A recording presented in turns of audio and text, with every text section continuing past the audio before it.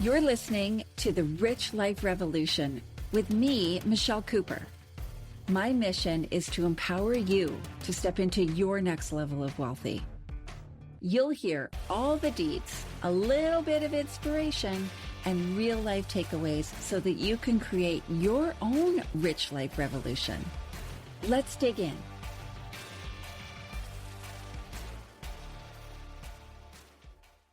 Welcome to the Rich Life Revolution. I'm your host, Michelle Cooper.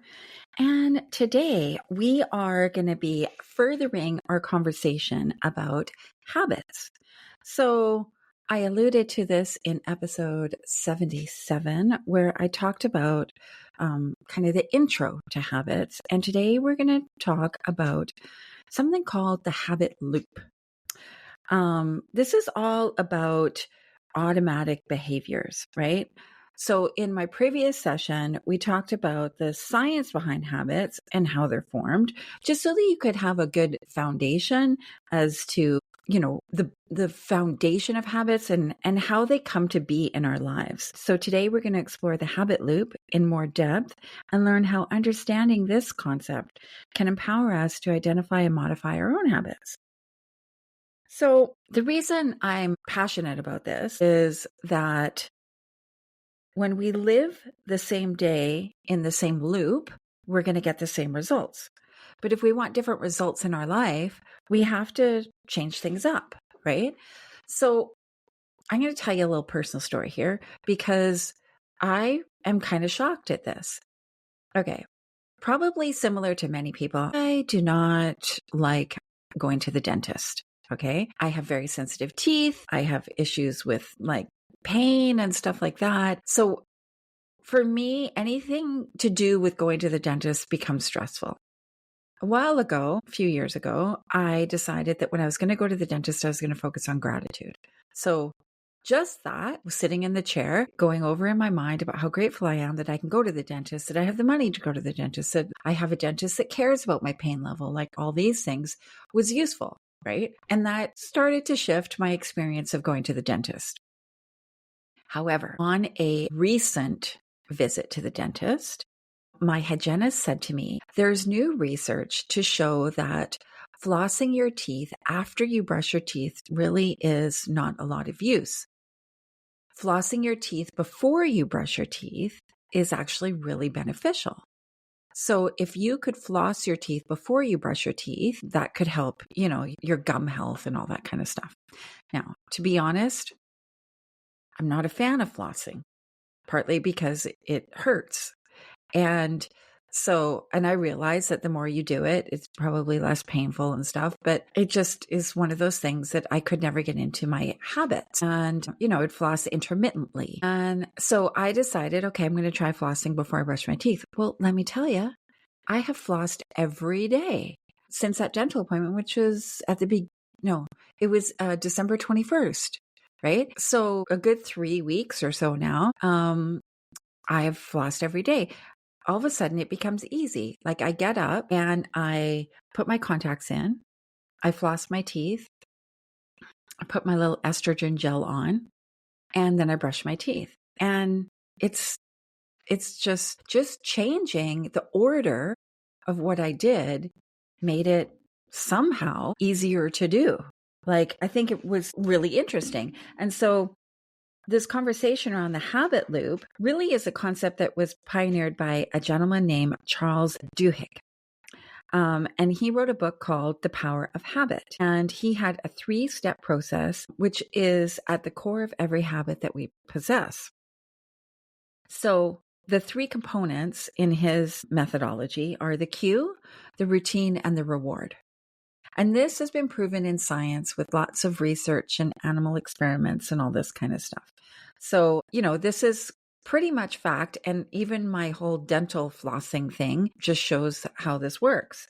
So habit formation unfolds through those 3 stages, with each playing a pretty pivotal role in the development and maintenance of the habit. So the cue is where it all starts. It's a little nudge that sparks our habit. It could be a specific time of day, a particular place, an emotion, or anything else that triggers the behavior. The cue sets the stage and signals our brain to enter into habit mode. So then we move into step 2, which is the routine. Now, the routine represents the actual behavior or the action performed in response to the cue. It can be a physical action, like flossing my teeth, a thought process, or an emotional response. This is the heart of the habit and the part that becomes automatic. This is where it becomes ingrained into our daily life. And the third piece is the reward. So this is like the sweet payoff that follows the routine. It's the positive outcome or the satisfaction that we experience as a result of our behavior. So this reward reinforces the habit. It creates a loop that strengthens the connection between the cue, the routine, and then craving for that reward. So I don't know totally what my reward is yet with the flossing thing because it's kind of new, but maybe it will be less pain when I go to the dentist. So the habit loop is initiated when a cue triggers a routine and it culminates in a reward, right? And the cycle plays a vital role in how new habits are formed and maintained, which is what we want to focus on, right? When we are up-leveling our lives, when we are upgrading our standards, we are enforcing that by creating new habits. So when we come across a cue, our brain actually switches to autopilot and it's activating quite a well-established routine. So after completing the routine, the reward follows, which reinforces the behavior and creates a stronger association between the cue and the routine. As this association strengthens over time, the behavior becomes increasingly automatic. So cues can be either internal, such as thoughts or emotions, or external, like sight, sounds, or smells, or something like that. They act as triggers that initiate the habit. So the routine represents the habit itself, right? It's that automatic response to the cue. And the reward provides positive reinforcement after completing the routine. It might satisfy cravings or desires, like a sense of accomplishment, a tasty treat, or a social interaction, or something like that. Understanding the habit loop is essential for modifying our habits, as it offers a blueprint for identifying the components of a habit and implementing targeted changes, right? And so that's why I wanted to bring this to you because it folds right into our conversations about standards and, up-leveling our lived experience. So how do we break the habit loop, right? It could be really tough to break a habit loop, but it is not impossible, right? So by recognizing the cues and rewards linked to a specific habit, we can make informed choices about our actions and develop new, healthier habits. So one way to break a habit loop is by replacing the routine with a new behavior that caters to the same craving. So, for example, if you eat junk food in the afternoon, maybe try swapping out that habit with a healthier alternative, like taking a walk or perhaps doing a quick workout. In another case, if you tend to snack when feeling bored, right, which would be the cue, maybe adopt a new routine, such as taking a short walk or engaging in a quick workout instead of eating, which is the response, right? This new routine leads to feelings of accomplishment and an improved mood, which is the reward. And over time, it can become automatic, replacing the old habit of snacking when bored. So you can use the habit loop to change habits by identifying and manipulating existing cues and rewards. For example, if you want to develop the habit of reading before bed, you could associate this behavior with an existing cue like brushing your teeth. This is habit stacking.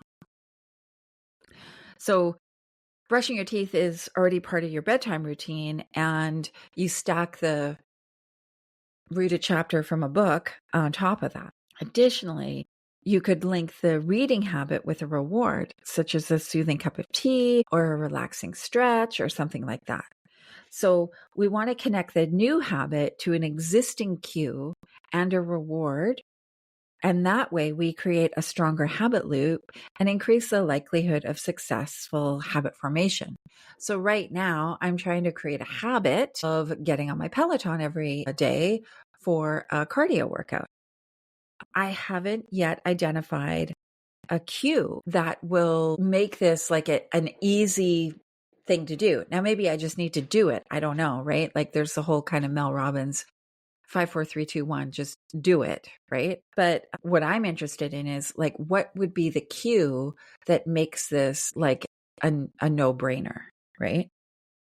So when we think about breaking, I don't know, what we might call bad habits, we can break bad habits using the habit loop by pinpointing and interrupting the cue response cycle. So if you habitually scroll through your phone before bed, which is the response, due to anxiety, which is the cue, you could consider interrupting the cycle by adopting a different response like meditation or deep breathing. So over time, the old habit weakens and the new habit grows stronger, right? So we got to identify what these cues are, right? So that we can understand our response and then perhaps create a different habit from that, right? And then habit stack. So understanding the habit loop really is a powerful tool for habit modification. And it allows you to identify and manipulate the components of a habit, which I found really useful. It also really works for like that kind of like data management side of my brain, which wants to figure things out. So we can experiment with different cues and routines and rewards. And that way we can create new habits or modify existing ones more intentionally and more effectively. Ultimately, what we want to do is connect a new habit to an existing cue and reward. So if I think about the Peloton, right, I could made to the cue of finishing my workday, right? Like closing my office door or something. And that means I need to go get on my Peloton. And then the reward could be a nice hot shower or bath or something like that. And then sit down and have dinner, right? That could totally be a new habit. So maybe I'm going to try that. And then I can report to you guys on how that works. So that is the habit loop. I wanted to keep this content short because it can be a lot to take in, right? I want to invite you to think about analyzing your cues, your response, and your reward.